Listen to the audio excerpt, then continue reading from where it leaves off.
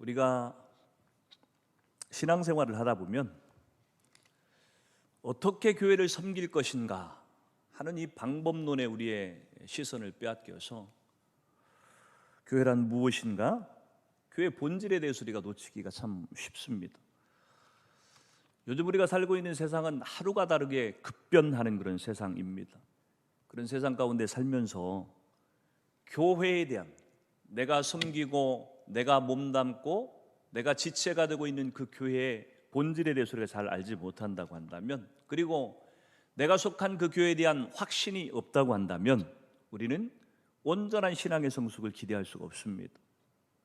우리의 신앙의 기초를 어디에다 쌓았느냐가 저와 여러분의 신앙의 건전성을 좌우하기 때문에 그렇습니다. 그래서 우리는 교회를 어떻게 섬길 것인가 보다도 먼저 우리가 생각해야 될 것은 교회란 무엇인가에 대해서 우리가 먼저 점검할 필요가 있습니다. 교회에 대해서 얘기할 때 가장 먼저 우리가 떠오르는 것은 마태복음 16장 16절입니다. 예수님께서 질문했던 것에 대해서 베드로가 대답했던 내용, 주는 그리스도시요 살아계신 하나님의 아들이십니다. 베드로의 이 고백 위에다가 예수님께서 교회를 세우시겠다고 약속을 하셨습니다.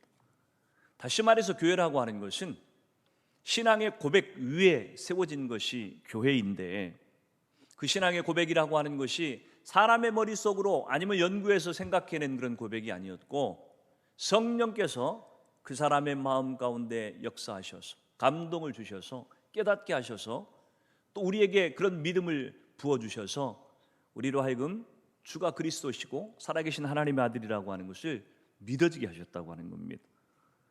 그래서 다른 말로 한다고 한다면은 성령의 고백 위에 교회가 세워졌다 하는 말은, 교회는 사람이 세운 것이 아니라 성령께서, 하나님께서 세우셨다고 하는 것을 말씀하는 것입니다.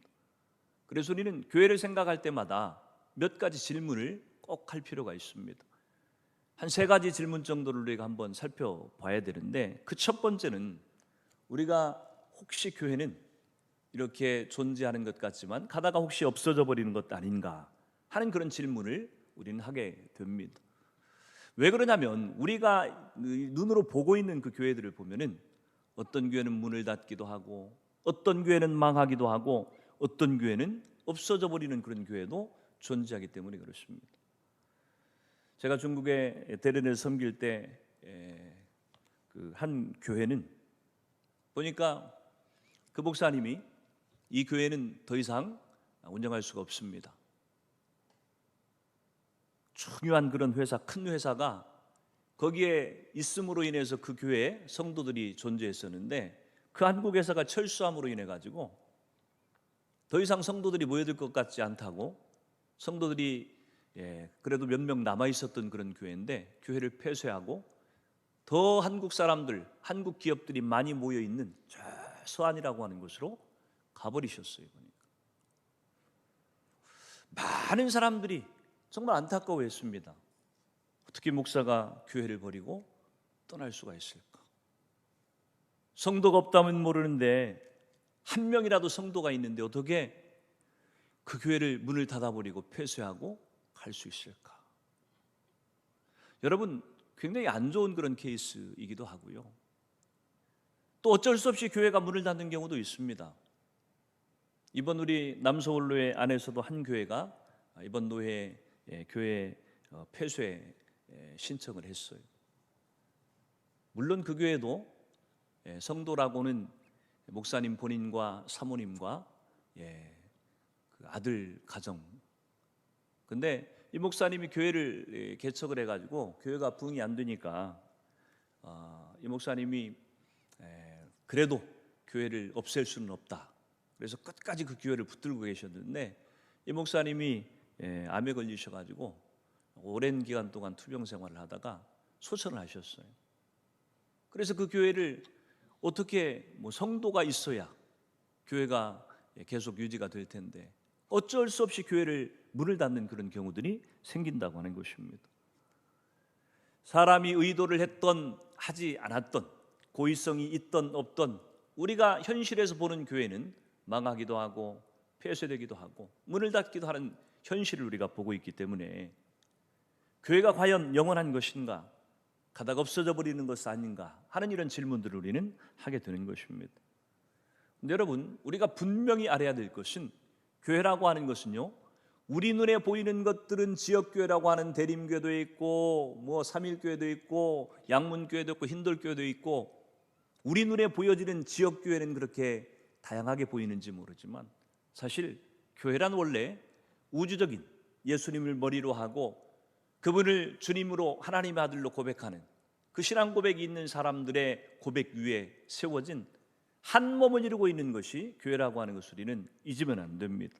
그래서 지역교회는 우리 눈에서 사라져 보이는 것처럼 그렇게 느껴질지 모르겠지만 하나님의 이 우주적인 교회는 절대로 없어지는 법이 없다고 하는 것입니다. 그래서 우리는 교회의 불멸성 그리고 우리 구원의 불변성에 대해서 확신을 갖고 살 필요가 있습니다. 왜냐하면 우리가 이 교회 위에 예수님께서 성령의 고백을 통해서 하나님께서 친히 세우신 이 교회 위에 저와 여러분의 이 신앙을 쌓아 올려도 이것이 망하지 않는다고 하는 확신이 우리 가운데 있어야만 우리는 교회를 끝까지 붙들고 섬길 수가 있게 되기 때문에 그렇습니다.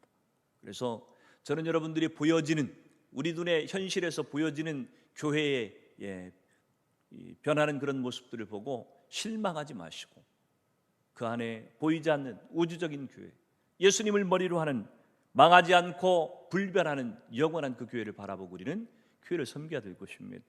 그런 확신이 저와 여러분 가운데 있기를 축원합니다. 두 번째, 교회에 대해서 우리가 질문해 봐야 될 것이 있다고 한다면 교회가 세상의 유일한 희망인가 하는 것에 대해서 우리는 또 질문을 해봐야 됩니다. 세상의 어떤 기관도 어떤 사람도 세상을 구원할 수 없습니다. 아무리 세상 사람들이 난리를 치고 대단한 것들을 이루어봐도요, 사람을 구원하는 능력은 세상 가운데는 없어요. 세상을 구원하는, 사람을 구원하는 능력은 오직 교회만 있다고 하는 것이 우리가 믿고 알고 있는 사실입니다. 교회만이 세상을 구원할 수 있는 능력이 있다고 하는 것, 이 확신이 없다고 한다면 우리는 역시 교회를 섬기는데 믿음을 가지고 섬기기가 어렵습니다. 여러분, 세상이 가장 평화롭고 가장 바람직했던 그런 때를 보면 어김없이 기독교가 바로 서 있을 때예요. 여러분, 이 미국이라고 하는 나라, 일본이라고 하는 나라, 중국이라고 하는 나라, 어떻게 보면은 요즘 시대, 저와 여러분이 살고 있는 이 시대에 뭐 어떻게 보면 세계 3대 강국이라고 해도 틀리지 않는 그런 나라입니다.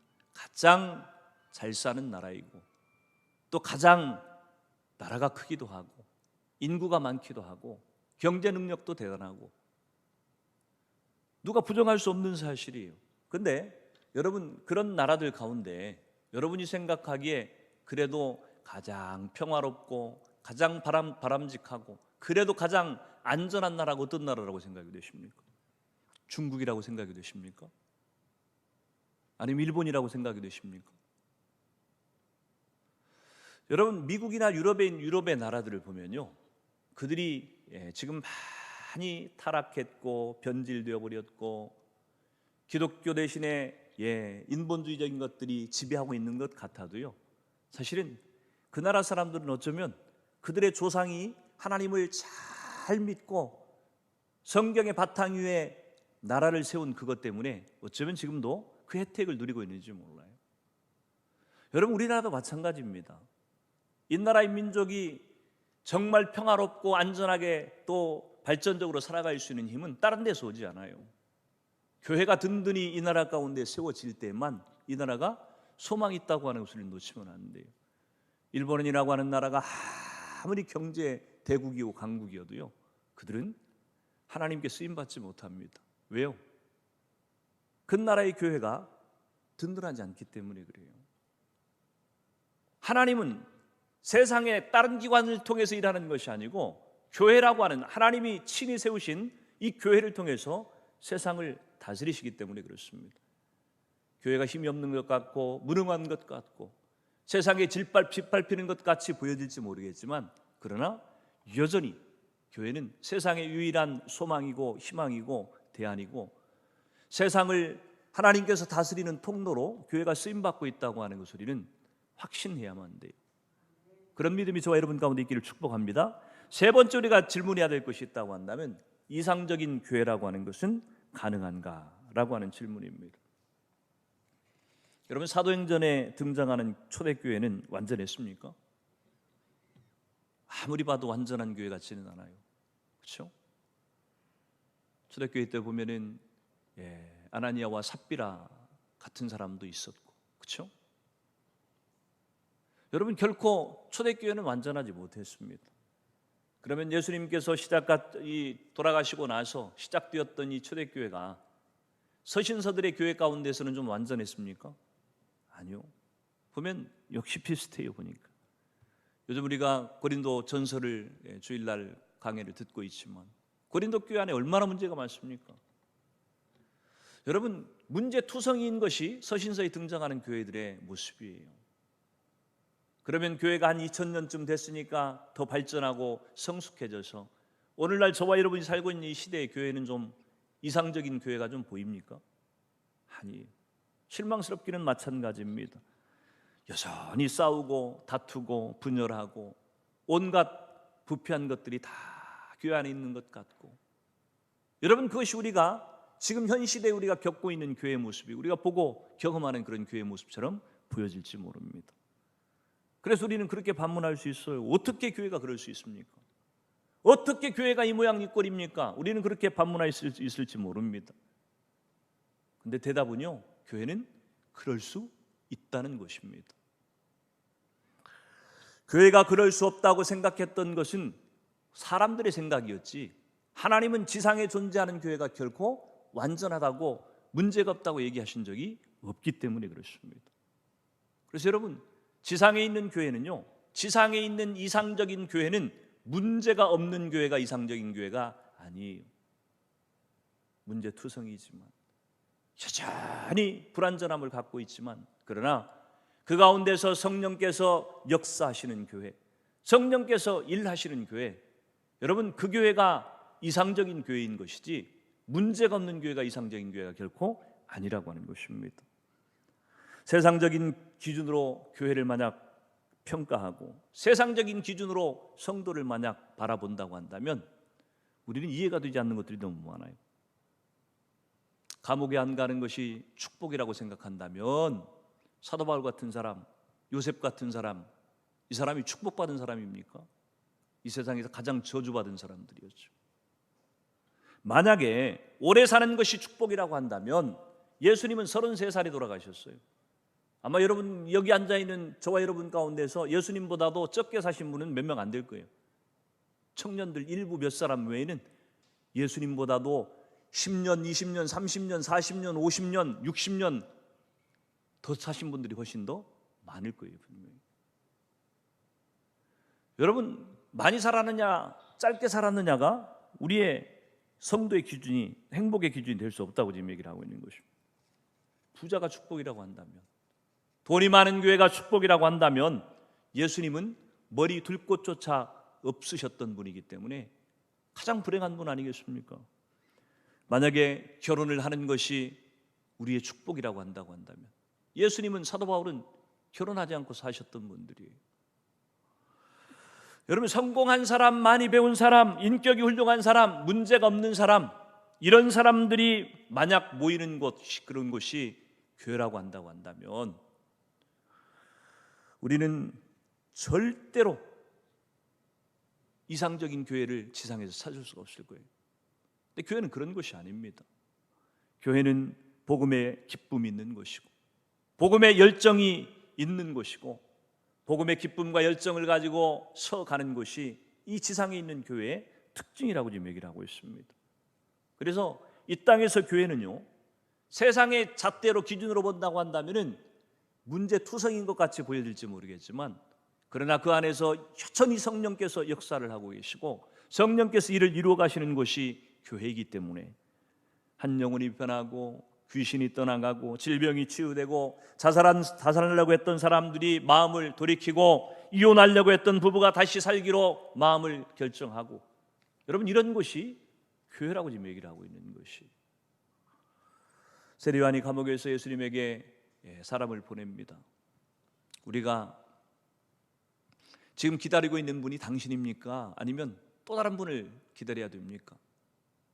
세례 요한에게 예수님께서 그렇게 답변을 보냈어요. 마태복음 11장 5절에 보니까 그렇게 얘기합니다. 맹인이 보며 못 걷는 사람이 걸으며 나병 환자가 깨끗함을 받으며 못 듣는 자가 들으며 죽은 자가 살아나며 가난한 자에게 복음이 전파된다 하라. 여러분, 예수님이 세우시고자 했던 교회, 그리고 이 지상에 존재하는 교회는요, 이런 곳이 교회라고 하는 거예요. 맹인이 보며 못 걷는 사람이 걸으며 나병 환자가 치유를 받으며 못 듣는 자가 들으며 죽은 자가 살아나며 가난한 자에게 복음이 전파되는 곳. 여러분, 그곳이 이 지상의 교회라고 지금 얘기를 하고 있는 것입니다.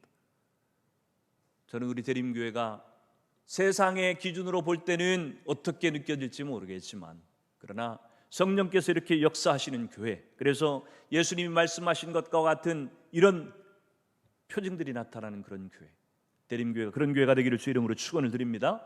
여러분, 교회가 어떤 것인가를 우리가 알고 나면요, 그 다음에 우리에게 주어지는 과제가 어떤 것이냐면 그 교회를 어떻게 섬겨야 될 것인가의 문제에 봉착하게 되는 것입니다. 오늘 본문이 바로 그런 내용이에요. 교회가 무엇인지를 알지 못하는 사람들은요, 어떻게 교회를 섬겨야 될지도 알지 못하는 거예요.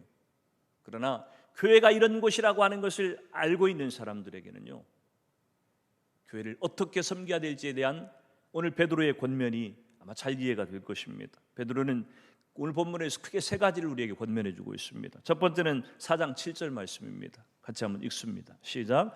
만물의 마지막이 가까웠으니 그러므로 너희는 정신을 차리고 근신하여 기도하라. 아멘.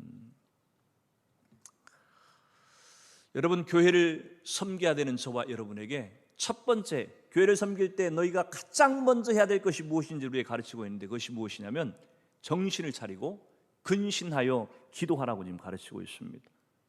왜 그래요? 만물의 마지막 때가 가까웠기 때문에 그렇다, 그렇게 얘기를 합니다.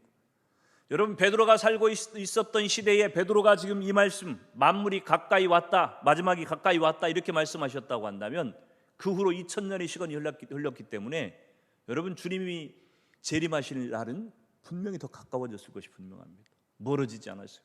더 가까워졌어요. 훨씬 가까워졌으리라고 우리가 추측할 수가 있습니다. 그래서 마지막 때 이 종말의 때를 살아가는 저와 여러분에게 가장 중요한 것이 무엇인지를 지금 얘기하고 있는 거예요. 여러분, 마지막 때 주님이 재림하실 때를 앞두고 있는 우리에게 애쓰고 힘써야 될 것이 무엇이겠습니까? 여러 가지 것이 있겠죠. 아직 예수 안 믿는 사람에게 전도하는 것, 선교하는 것, 복음을 전하는 것, 열심히 주를 위해서 봉사하고 헌신하는 것, 다 중요합니다.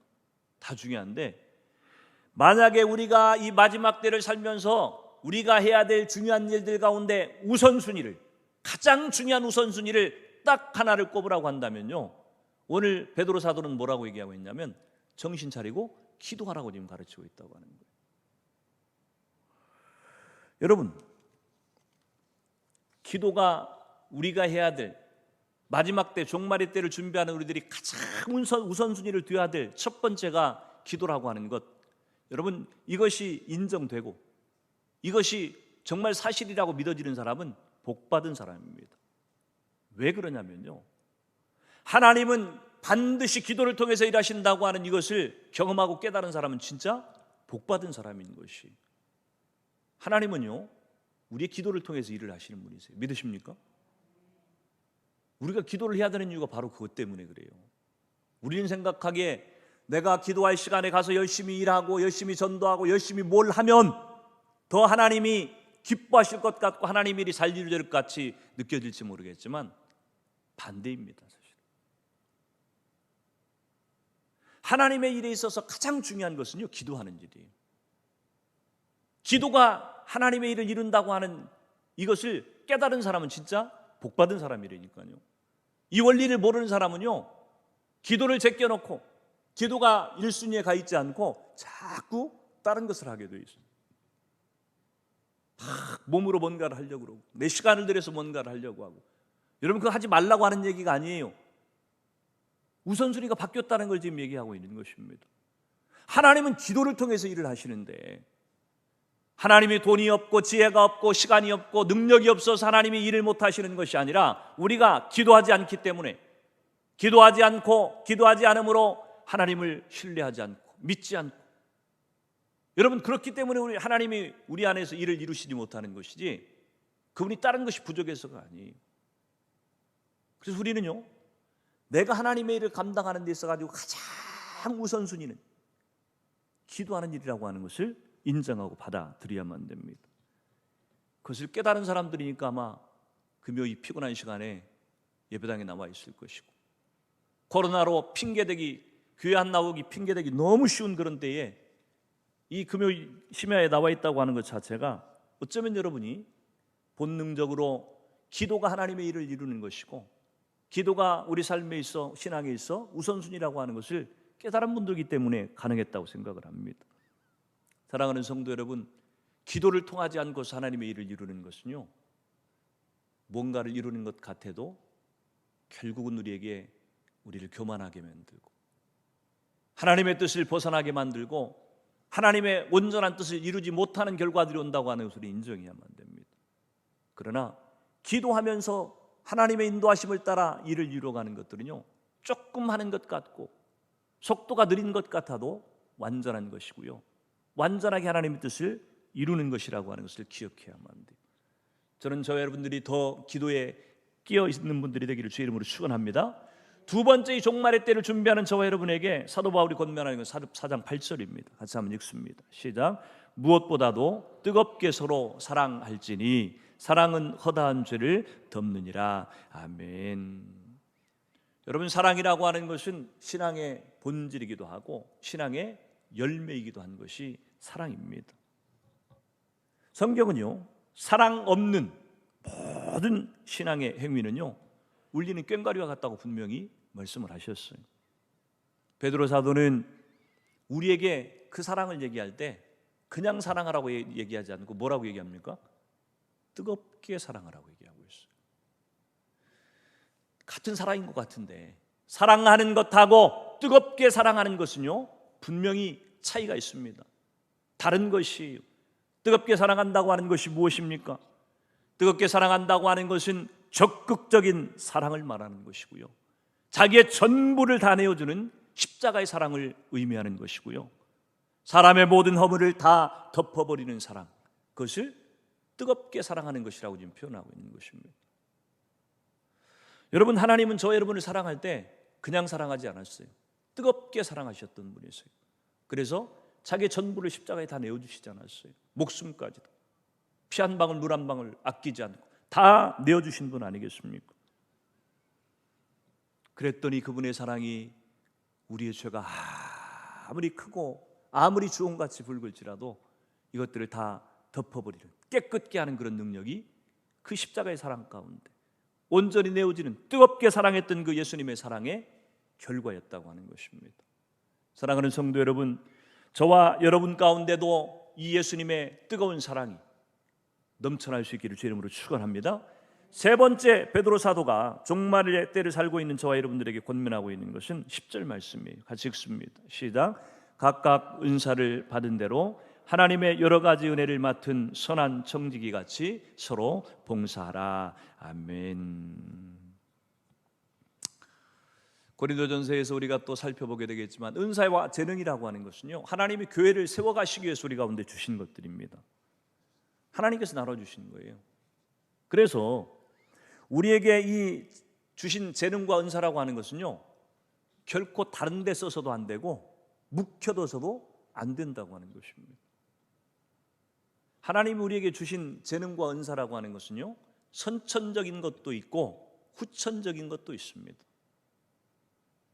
어떤 분은요, 하나님이 돈을 잘 버는 그런 은사를 주셔가지고, 그런 재능을 주셔가지고 돈을 많이 벌 수 있어요. 어떤 사람은 공부를 잘하는 그런 재능과 은사를 주셔서 탁월하게 공부에 그런 능력을 발휘하는 분도 있습니다. 그런데 여러분, 우리에게 근사와 재능을 주셨더니 그 주신 재능과 은사를 가지고서 자기 유익을 위해서 쓴다든지 자기 이기심을 위해서 그것을 사용한다든지, 아니면 그것들을 방치하고 묵혀둬 버린다고 한다면 하나님께서 은사와 재능을 우리 가운데 주신 교회를 세워가기 위해서 목적을 가지시고 행하신 그 일들을 이루시지 못하는 것이기 때문에 하나님은 우리에게 그 모든 것들을 다 거둬가실 수도 있는 분이세요. 그래서 우리는 내게 주신 은사와 재능이 무엇인가를 잘 깨달아서 하나님의 교회를, 몸된 교회를 세워가는 일을 위해서 헌신할 필요가 있다고 하는 것입니다. 이것을 잘하는 사람은 정말 축복받은 사람들이에요. 은사와 재능을 가지고 엉뚱한 대로 쓴다고 한다면 어리석은 사람이지만, 은사와 재능을 가지고 마땅히 교회를 위해서 헌신하는 사람들은요, 복받은 사람이라니까요. 근데 우리에게 주신 이 봉사와 이 재능과 은사를 가지고서 어떻게 교회를 섬기고 봉사해야 될지, 그것을 11절에서 그렇게 말씀을 하죠. 한번 같이 읽습니다. 11절 시작. 만일 누가 말하려면 하나님의 말씀을 하는 것 같이 하고, 누가 봉사하려면 하나님이 공급하시는 힘으로 하는 것 같이 하라. 이는 범사의 예수 그리스도로 말미암아 하나님이 영광을 받으시게 하려 함이니 영광과 권능이 세세에 무궁하도록 있느니라. 아멘. 예수님이라고 한다면 이럴 때 어떻게 말씀하셨을까? 예수님이라고 한다면 이럴 때 어떤 마음으로 봉사하셨을까?